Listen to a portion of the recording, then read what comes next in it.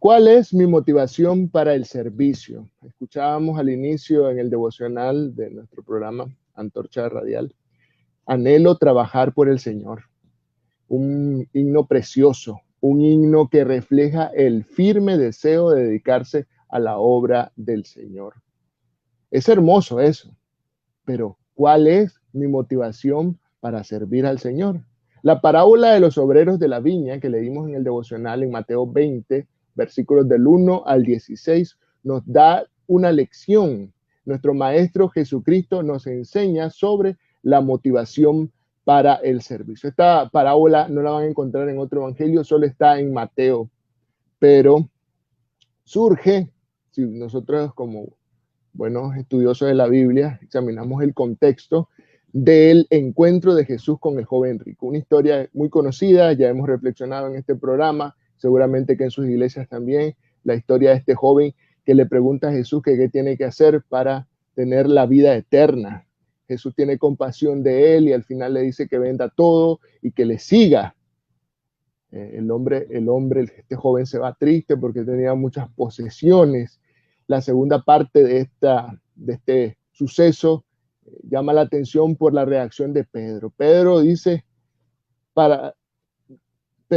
nosotros lo hemos dejado todo y te hemos seguido. ¿Qué pues tendremos? ¿Qué pues tendremos? Pedro, el discípulo, está pensando en recompensas. Inmediatamente Jesús narra esta parábola, una parábola donde Jesús representa el tiempo de la recolección de las uvas, en que los terratenientes contrataban jornaleros para recoger esos racimos. El propietario, dice la parábola, fue de madrugada a la plaza donde se apostaban los jornaleros esperando que los terratenientes los contrataran. Ahí estaba toda la gente esperando que llegaran. En el mundo antiguo así era. Las familias vivían muy al límite, ganando solo lo suficiente para la comida de aquel día. Si no encontraban trabajo, no tendrían suficiente para la comida, así que seguían esperando que alguien los contratara. La suma que se acordó por el trabajo era la suma esperada. ¿Cuánto era lo que se pagaba en aquella época? Un denario era el salario diario de los jornaleros. Y ese fue el acuerdo, hermanos y hermanas. La jornada laboral de la antigüedad se dividía generalmente en periodos de 3 horas que iban desde las 6 de la mañana hasta las 6 de la tarde. Pongamos mucha atención en esto. El propietario contrató a los primeros obreros, a los primeros jornaleros para que trabajaran todo el día desde la mañana. Pero la abundancia de la cosecha era tal que el terrateniente se fue de nuevo a la hora tercera, es decir, las 9 de la mañana, a la hora sexta, a las 12 del mediodía, a la hora novena, a las 3 de la tarde, buscando más y más gente. Necesitaba más obreros, faltaba 1 hora para que terminara, eran las 5 de la tarde y fue a la hora 11ª, cerca del fin de la jornada laboral, a buscar más obreros. ¿Qué esperarían los pobrecitos? Apenas cobrar la 12ª parte de un denario y fueron contratados para la viña. La sorpresa fue al final. Viene el capataz o el administrador del terrateniente, por decirle así, y se puso a pagar, comenzando desde los últimos hasta los primeros. Y sucedió algo chocante, que dirían muchos. Los últimos obreros contratados cobraron un denario, como que hubieran trabajado la jornada entera. La paga esperada por el día completo de trabajo. ¿Qué dieron los primeros? Bueno, eso significa que a nosotros nos va a dar más, pero no fue así. Les dio un denario, que fue lo que había convenido con ellos.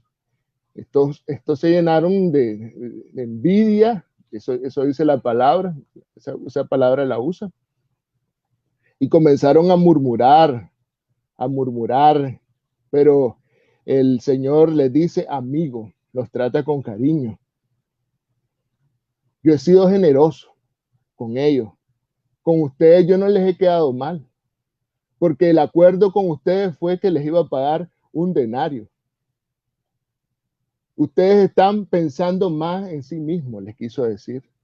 No están pensando en que uno es generoso, en que esos jornaleros tenían familia, que nadie los había contratado en el día y que iban a recibir esa paga. y que iban a poder comer y que iban a poder traer ese alimento. ¿Qué demuestra Jesús con esto?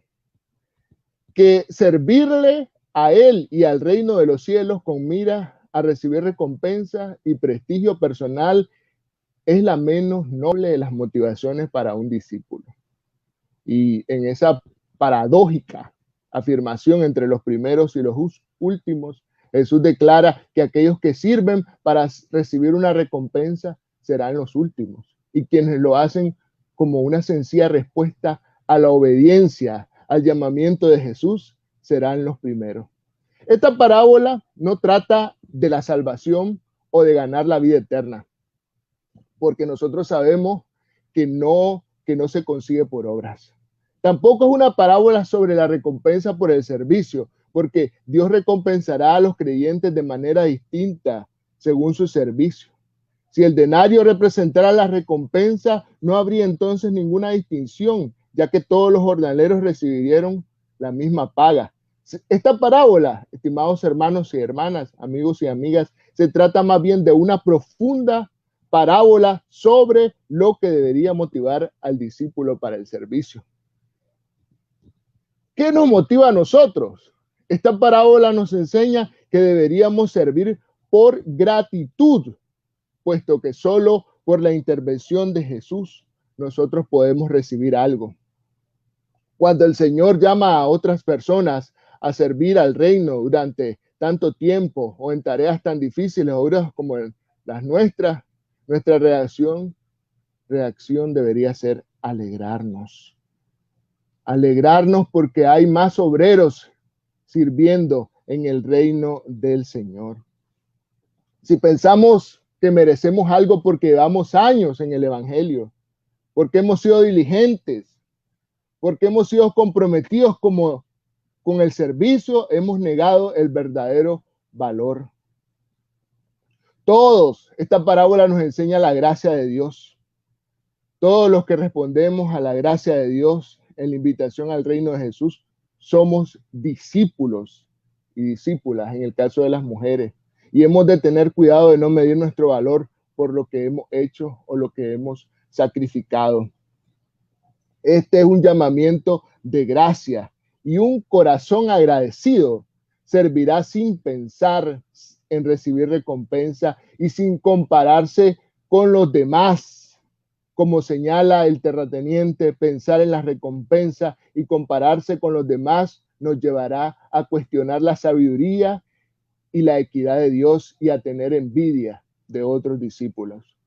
En la parábola de los obreros de la viña, en lugar de ser motivados por la justicia, entre comillas, o la recompensa, la más noble de las motivaciones es la gratitud. La gratitud constituye el auténtico distintivo del discípulo. Hay cosas que no entendemos, decimos una paradoja. ¿Por qué hay más dicha en dar que recibir? ¿Por qué ama a Dios al que da con alegría? ¿Por qué en realidad la viuda había echado más que los demás, aunque su ofrenda era menor en cuantía? En cada caso es porque la entrega del don procedía de la plenitud de una vida de gratitud vivida en la presencia de Dios. El apóstol Pedro, y con esto termino, declara: cada uno ponga al servicio de los demás el don que haya recibido, administrando fielmente la gracia de Dios en sus diversas formas. Primera de Pedro 4:10.